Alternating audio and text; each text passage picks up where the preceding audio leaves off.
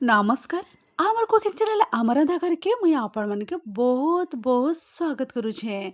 आज मुई आपण मन के लगी नेके आसी छे अति सहज उपाय और बहुत ही स्वादिष्ट गरमा गरम आलू मटर तरकारी रे रेसिपी। आपण माने ई रेसिपी के गरमा गरम पूरी हो कि बरा सिंगड़ा इडली हो और ई रेसिपी के आपण माने गरमा गरम भात संगे भी आपण माने सर्व करि पारबे। बहुत ही स्वादिष्ट लगबा और बहुत ही सहज उपाय रे मुई आपण मनकर संगे शेयर करी छे।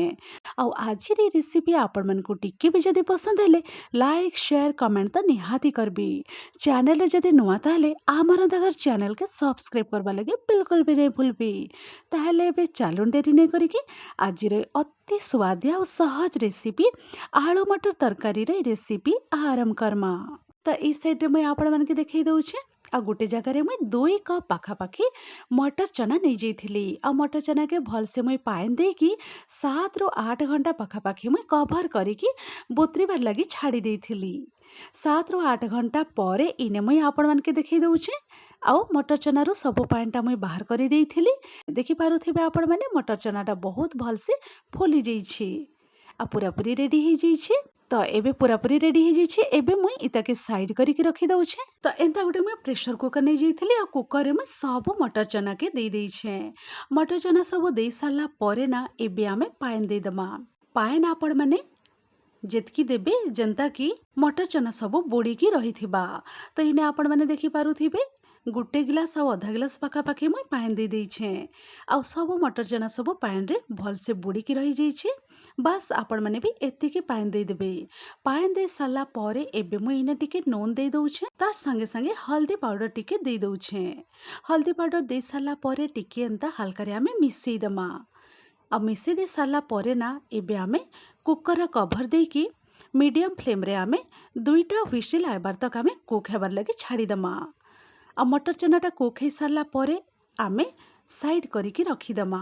एबे मुई गैस सेट के पले आसीछे। कढ़ाई गरम हेबार लगी रखी देइछे। कढ़ाई भी एबे हल्का रे गरम हे जाइछे। फ्लेम के मुई रखी देइछे लो टू मीडियम मझिरे। तो एबे आमे गरम कढ़ाई रे देदमा तेल देदमा। तो इने बड़ चामच रे गुटे चामच मुई तेल दे दउछे। तेल दे सारला परे तेल के टिके आमे हल्का रे गरम हेबार लगी छाड़ी दमा। तेल गरम हे गला परे आधा चामच पाखापाखी दे दउछे इने जीरा। जीरा दे साला परे किछि सेकेंड आमे टिके फुटवार लगी छाड़ी दमा। जीरा किछि सेकेंड फुटी आसला परे एबे मुई इने दे दउछे कटा पियाज दे दउछे। गुटे बड़ साइज रो पियाज के एंता छोट छोट काटिकी मुई दे दउछे। पियाज कटा दे साला परे आमे 1 ରୁ 2 मिनिट पाखापाखी लो फ्लेम रे रखिके आमे भाजी दमा। पियाजटा हल्का रे टिके भाजी ही गला परे एबे मुई दे दउछे अदा रसुन रो पेस्ट दे दउछे। छोट चामच रे 2 चामच पाखापाखी दे दउछे। अदा रसुन रो पेस्ट दे सारला परे एबे आमे लो टू मीडियम मझिरे रखीदमा फ्लेम के आ टिके आमे भाजी दमा। किछि सेकेंड अदा रसुन पेस्ट भाजी ही गला परे एबे मुई इने दे दउछे। आ मने रखबे फ्लेम के फर्स्ट आपण माने पूरापूरी लो रे रखी देबे। लो फ्लेम रे रखी सारला परे इने आधा चामच हल्दी पाउडर टिके दे दउछे। तार संगे संगे कश्मीरी रेड चिली पाउडर दे दउछे। तरकारी रे बहुत ही बढ़िया कलर आएबा।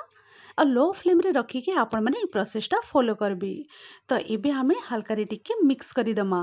तो देखि पाले ना बहुत ही बढ़िया कलर आसीचे।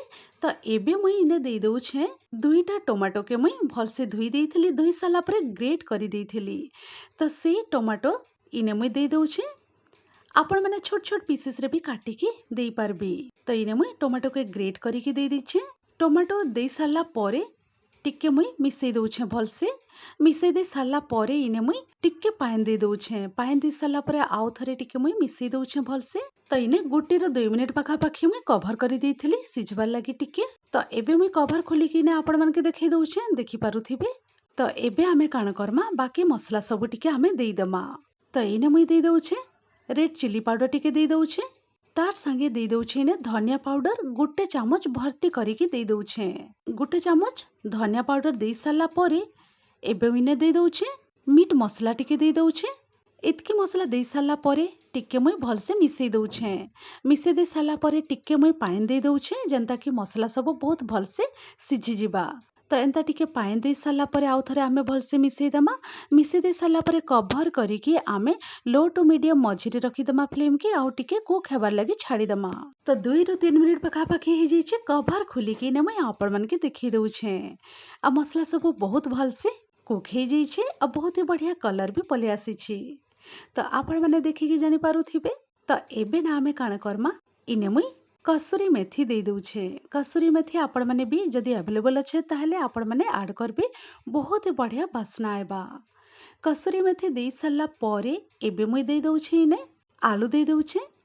तो आलू के आपण मैंने भी ई प्रोसेस रे आलू ऐड करबे, बहुत ही बढ़िया लगबा खाइबार लगी। और 2टा मीडियम साइज आलू के मुई भलसे धुई देइथिली आ चोप्पा संगे एंता छोट छोट करिके मुई काटिकी दे दूछे। तो आपण मैंने भी आलूर ता चोप्पा संगे आपण मैंने एंता छोट छोट काटिकी ऐड करबे।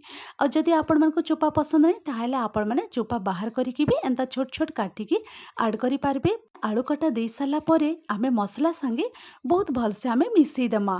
मिसेई दे सारा परे ना आमे टिके आलू के सिझबार लगी लो टू मीडियम मझिरे रखीदेमा फ्लेम के और कभर करके आमे सिझबार लगी छाड़ीदेमा। आ मझी मझिरे आपण मैंने भलसे टिके टिके मिक्स करी दउथिबे। तो 3 ରୁ 4 मिनिट परे इने कभर खोलिके आपण मन के देखई दउछे। आ मझी मझिरे टिके मुई भलसे मिसेई देइथिली। तो आपण मैंने भी कभर खोलिके टिके मझी मझिरे मिक्स करी दउथिबे। तो इने आलूटा भी टिके सिझी जाइछि। आ मसला संगे बहुत ही भलसे कसी हो जाइछि।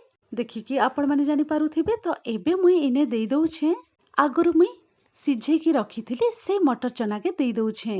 सब मटर चना देई सारा परे इने मुई आपण मन के टिके देखई दउछे चामच साहाय्य आ मटर चना के आपण मैंने बेसी ओभर कुक नहीं करबे। तो मने रखबे आपण मैंने मीडियम फ्लेम रे 2टा हुइसिल आबार तक आपण मैंने मटर चना के कुक करबे। तो सब मटर चना के दे सारा परे एबे मुई इने स्वाद अनुसार टिके नून दे दउछे। नून दे सारा परे ना एबे आमे आलू मसला संगे बहुत भलसे आमे मिसेई देमा मटर चना के। मिसेई दे सारा परे कभर करिकी आमे मीडियम फ्लेम रे आमे कुक हेबार लगी छाड़ीदेमा। आ मने रखबे मझे मझिरे टिके टिके मिसेई दउथिबे। आउ 3 ରୁ 4 मिनिट पाखापाखि हो जाइए कभर खोलिकी ने मुई आपण मन के देखई दउछे। तो एंता मझी मझिरे टिके टिके आपण मैंने कभर खोलिकी मिक्स करी दउथिबे। एबे मुई इने दे दउछे आउ टिके भलसे सिझबार लगी पानी दे दउछे। 2 गिलास पाखापाखि मुई पानी ऐड करी दउछे। पानी दे सारा परे आउ थरे आमे भलसे मिसेई देमा। मिसेई दे सारा परे ना एबे आमे मीडियम फ्लेम रे रखिकी 7 ରୁ 8 मिनिट पाखापाखि आमे फुटबार लगी छाड़ीदेमा। तो आउ थरे भलसे कुक हेजिबा। 7 ରୁ 8 मिनिट परे इने कभर खोलिकी मुई आपण मन के देखई दउछे। आ पूरा पूरी रेडी हो जाइए गरमा गरम बहुत ही स्वादिष्ट आलू मटर तरकारी रे रेसिपी। तो एबे मुई फ्लेमटा लो टू मीडियम मझिरे रखी दउछे। आउ एबे मुई इने दे दउछे कटा धनिया पतर। कटा धनिया पत्र टिके आपण मैंने भी दे देबे, बहुत ही बढ़िया बास्ना आएबा। और जदि आपण मैंने चाहिए बेले इने कंचा लंका भी ऐड करि पारबे। नहले तो आपण मैंने टिके गरम मसला भी ऐड करि पारबे जदि आपण मन को पसंद ताहेले। तो कटा धनिया पतर दे सारा परे आउ थरे टिके मुई भलसे मिसेई दउछे।